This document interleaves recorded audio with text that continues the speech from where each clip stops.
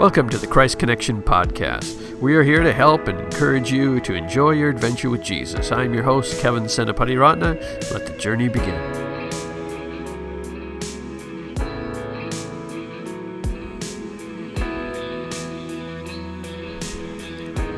Hello, this is Kevin Senapatiratne from Christ Connection Ministry, and it's normally my job to kind of pull out from one of our brothers and sisters in Christ principles, practices, encouragement from their life to help you in your own walk with Jesus. But today I want to give you a 6-minute habit that could literally change eternity. A habit that if you incorporate it into your life could pay dividends and make a difference for the rest of eternity. Now, that is not just a nice title that I put on there to get more downloads, although that would be nice, but that's not the point of this, because it literally is a habit that could change eternity.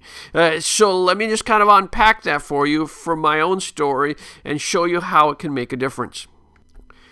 When I was just 19 years old, while still in Bible college, I took a local church in northern Minnesota. So I'd be in college during the week in the Twin Cities, Minneapolis area, and then I would drive 5 hours up to northern Minnesota to pastor this small church while at what started at 19 through 20. And then that started me on a journey that would last for 8-9 years as a lead pastor of 3 different churches. And I got to be honest with you, that was one of the more difficult seasons of my life. At the age of 28, 29, I was ready to throw in the towel. I was like, this is enough of this. This is difficult. This is hard. Because being a pastor is a challenging thing. There's just something about it.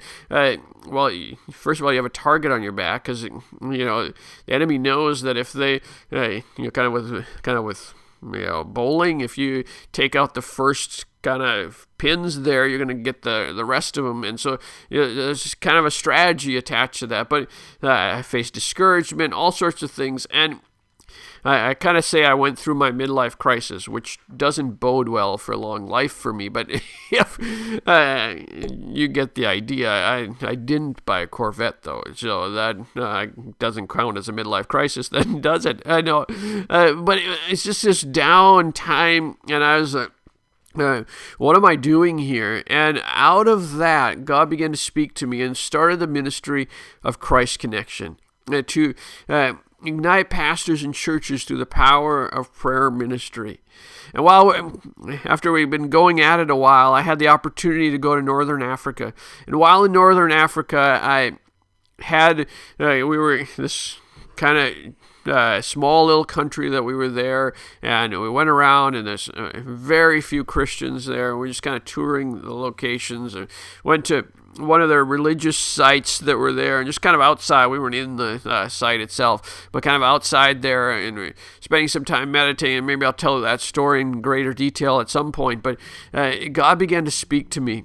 And because it was kind of a discouraging thing, there's all these people around the world. I mean, 40% of the world still hasn't heard the gospel, and I was kind of like, you could get down there, and like, who is the devil going to win here? And so it was during that moment that God's like, it's not a matter of who has more power. It's not even close. There's not even a closeness there, but it was a reminder to me, and he said, Kevin, it's my people have left aside their weapons of prayer. And so I made a commitment there, of all places in the world, to challenge anyone who would listen to me to take up their weapons of prayer, because all of us can make a difference by our prayer. And so kind of fleshing that out, we made a commitment to see 100,000 people praying for their pastor. Because that's such a practical thing that anyone can do. Super Christian, not a super Christian, someone who feels they have it all together, someone who doesn't feel they have it all together. They can pray for their pastor. You may have literally become a follower of Jesus today, and you can pray for your pastor. I mean, you don't have to have any special qualifications. You can take up that challenge. And by taking up that challenge, and so that's where we get to the 5-minute challenge. What if you committed to 5 minutes of a day to praying for a pastor or Christian leader. Maybe it's a missionary, maybe it's your specific, or maybe if you're in a part of a larger church, you'd take pray for a different pastor every day, or you have a list of missionaries, you take those and begin to pray. What if 5 minutes a day you prayed for your pastor? You're like, you just said I was new. Or maybe you've been around for a long time and you're still like, I don't know, I could do 5 minutes praying for a pastor. Well, let me give you a simple thing that will make it easy for you. One of my mentors, Dick Eastman, who's been on the show before, he talks about how to pray for your children, and he says he uses the verse, "And Jesus grew in wisdom and in stature and in favor with God and with man," as kind of his framework to pray for his children. I've used that with my daughter Samantha as well. I pray those 4 things. But those 4 things also apply to pastors and Christian leaders. So let's just walk through that. Jesus grew in wisdom. You begin by praying for wisdom for that leader, that he or she would have wisdom in the things that God has called them to do. That's a very biblical thing, because James says if you ask for wisdom, it will be given. So you can pray for wisdom for that leader. Secondly, you pray that they would grow in stature. Well, probably I could use that. I'm a short person, but I know that's a physical prayer. And you pray physically around maybe health to their own body if they're dealing with something. Maybe it's a health within their family circle, or protection against attacks physically, whatever that would use. So you pray for them physically. So wisdom, stature, favor with God. What would happen if you prayed for your pastors or leaders to have favor with God, that their relationship would grow at a whole new level? What could happen? What's the possibilities that are there? And so they could go to a whole new level. That could affect the entire group that they lead or church that you're a part of. They would go to a whole, and that would spill over into the community. So you pray that they grow in wisdom and in stature and favor with God, and then favor with man.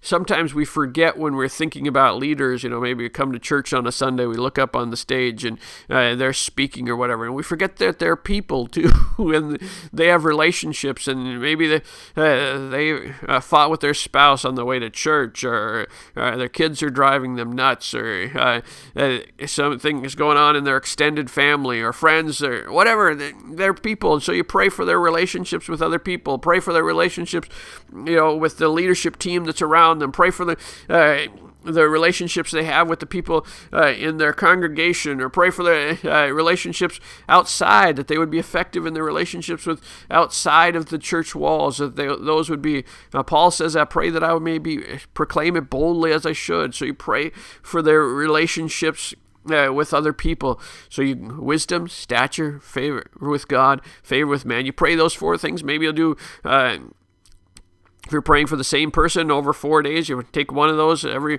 4 days and cycle through, or you take one of those and just drill down deep, whatever. It's just 5 minutes, so you pray for whatever in that 5 minutes. Now you're like, but Kevin, you said it was a 6-minute habit. Are you confused, Kevin? Well, that's possible that I am at times, but in this case, you prayed for 5 minutes, and then you take 1 minute, and you reach out, and simply, like maybe a text message, maybe a Facebook message, and you say, I prayed for you today. It doesn't have to be a long thing. It doesn't have to be a, prophetic word over them. I mean, unless you have something. But, just a quick note of encouragement. I've been doing this for years, and it's amazing.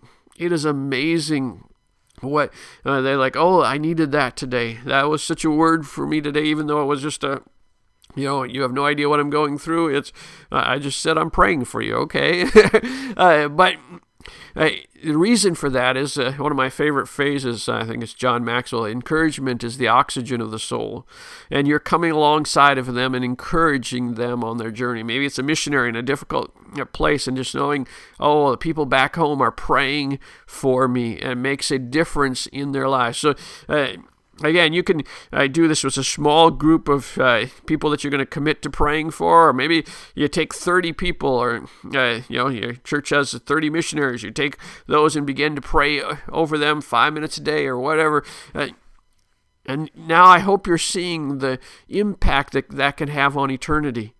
Maybe you pray for that pastor that day, and they reach out to. I think of my own grandmother. And she was part of this large family, and she was one of the first people to come to the Lord in that large family. And now generations are impacted because of that, because more people begin to come to become followers of Jesus and kind of begin to spread out of that. And you're going to show up in eternity, and you're going to see the result of that just has kind of this tidal wave that is affected as you begin to pray. You can make a difference. And that's why I love this. 100,000 ordinary people who say, I don't have all the qualifications, but I am going to commit to praying for my pastor. I'm going to pray for leaders and see what God would do. Again, you may not see the result until you get to eternity, but 6 minutes a day, 5 minutes of prayer, 1 minute of encouragement, and you can make a difference in touching lives throughout time and space. I just imagine, like 100 years into eternity, and someone comes up to you and says, remember again, you just did that 6 minutes. And you made a difference in my life as a result of that, as we together go after Jesus. So I hope that's an encouragement today. You say, I can take that on. I can do that. I can make a difference with that. It means so much to me to hear that you're taking on that challenge, because that's why we're doing this. We're believing in the multiplying effect of what can happen as people pray for their leaders. And so if you're on social, reach out to me. I'm at Enjoying Prayer. If you can find Kevin Senapatiratne, good luck to you. Send me a note or whatever. But we're at Christ Connection, Enjoying Prayer. You can also find us online at enjoyingprayer.org. That's where we have all sorts of resources to help you in your walk with Jesus. If you happen to stumble upon this, why don't you subscribe to the show? We'll be back to normal things on our next episode. But I just wanted to come to you today and just kind of talk to you, share my heart, my passion. We're about engaging people into adventure with Jesus, and it's one of the simplest ways is praying for your pastor. So I hope that's an encouragement to you today, and we'll see you you subscribe, and then we'll see you on the next episode. So until then, God bless and have a great day.